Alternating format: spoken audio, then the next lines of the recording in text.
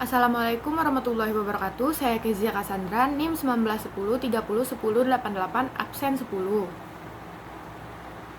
Nah, baiklah, di video kali ini saya akan menjelaskan tentang tindakan fisioterapi dengan konsep ICF, evaluasi edukasi dan intervensi pada suatu kasus dalam skenario.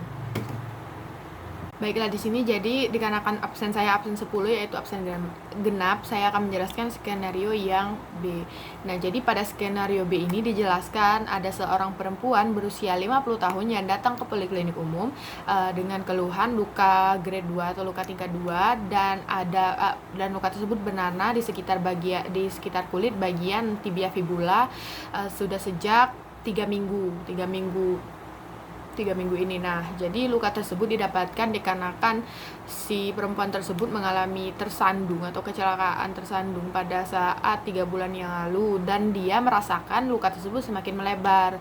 Nah, 2 bulan yang lalu perempuan tersebut terjatuh dan tidak dapat menggerakkan kakinya. Dari riwayat penyakit yang diderita oleh riwayat penyakit si perempuan tersebut menderita varises. Nah, jadi setelah si perempuan tersebut menjelaskan keluhannya, maka dilakukanlah pemeriksaan yang pertama kali, yaitu pemeriksaan vital sign atau pemeriksaan tanda-tanda vital. Nah, jadi didapatkan tanda-tanda vital pada perempuan tersebut. Yang pertama yaitu adalah tekanan darahnya yaitu 110/80. Setelah itu ada denyut nadinya yaitu 100 kali per menit, dan ada suhu badan dari perempuan tersebut didapatkan 37 derajat Celcius, dan pernapasannya yaitu 18 kali per menit. Nah, untuk pemeriksaan fisiknya didapatkan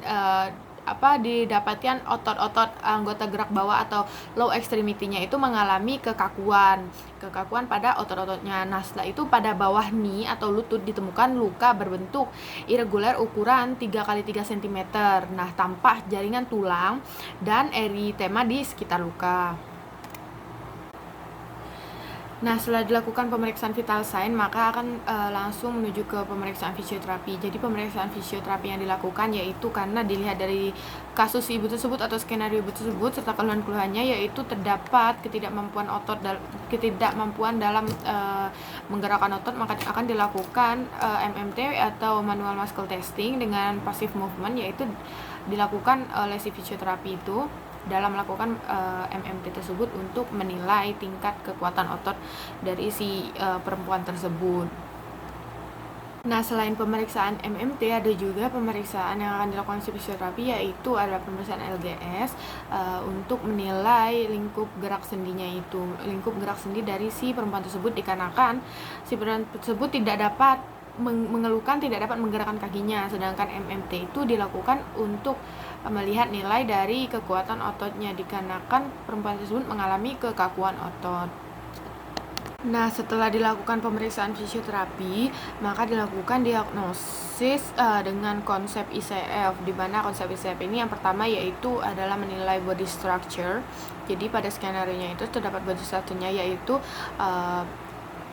kerusakan katup vena pada bagian tibia fibula di bawah knee, di tempat dimana adanya luka yang dialami oleh pasien. Nah, setelah itu pada body function-nya yaitu pasien mengalami kekakuan otot di bagian lower extremity-nya, mengalami kekakuan otot pada bagian lower extremity-nya, dan lingkup gerak sendinya pasti berkurang.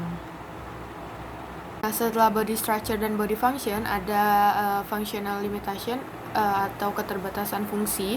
Jadi dikarenakan adanya LGS-nya menurun dan adanya kekakuan otot, maka si perempuan tersebut tidak dapat menggerakkan anggota gerak bawah yang mengalami kekakuan otot tersebut. Maksudnya yaitu adalah adanya keterbatasan gerak atau keterbatasan fungsi pada bagian lower extremity yang mengalami kekakuan otot tersebut. Nah, setelah itu ada participation restriction atau hal-hal yang dapat yang menjadi dampak dari kondisi perempuan tersebut pada kehidupan sehari-harinya. Contohnya si perempuan tersebut tidak dapat berjalan, tidak dapat berlari, tidak dapat melakukan olahraga, atau tidak dapat melakukan pekerjaan sehari-hari, atau aktivitas sehari-hari yang biasanya dia lakukan. Nah, setelah diagnosis maka kita akan melakukan intervensi kepada si pasien. Kita akan melakukan intervensi kepada pasien guna untuk melatih bagian-bagian otot-otot yang mengalami kekakuan dan LGS-nya supaya makin bertambah lingkup gerak sendinya. Nah, untuk yang dapat dilakukan oleh fisioterapi yaitu selain dilakukan pada sesi fisioterapi atau sesi terapinya itu bisa juga dilakukan intervensi untuk dilakukan si pasien ketika sedang di rumah, yaitu dengan memberikan instruksi untuk melakukan gerakan-gerakan sederhana atau gerakan-gerakan dosis rendah. Setelah itu atau bisa melakukan gerakan-gerakan pasif yang dibantu oleh orang-orang yang ada di sekitar pasien pada saat di rumah. Jadi hal tersebut berguna untuk menambah kekuatan otot pasien atau untuk membiasakan kekuatan otot pasien supaya tidak terjadi spasme otot, supaya pasien dapat sedikit-sedikit menggerakkan kakinya lagi.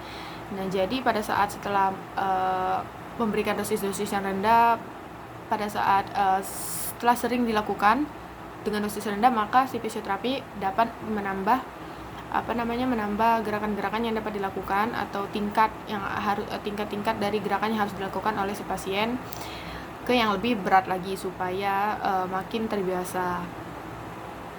Nah, setelah dilakukannya intervensi pada si pasien, maka kita sebagai fisioterapi harus melakukan evaluasi terhadap pemeriksaan atau pengobatan yang kita berikan kepada si pasien tersebut.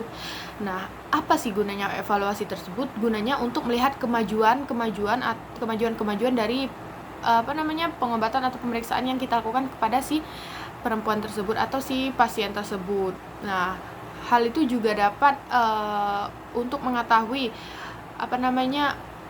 dosis-dosis yang harus kita berikan nanti kepada si pasien, atau gerakan-gerakan yang dapat kita berikan kepada si pasien, dan pengobatan-pengobatan selanjutnya yang dapat kita berikan kepada pasien dengan cara kita mengevaluasi pemeriksaan-pemeriksaan sebelumnya. Hal itu berguna juga untuk kepulihan pasien. Nah, setelah dilakukannya evaluasi, intervensi, maka kita juga dapat mengedukasi pasien, di mana kita mengedukasi dari segi makanan, di mana pasien harus mengkonsumsi makanan-makanan yang bergizi dengan makanan-makanan yang cukup serta istirahat yang cukup, di mana hal tersebut juga dapat mempercepat pemulihan pasien.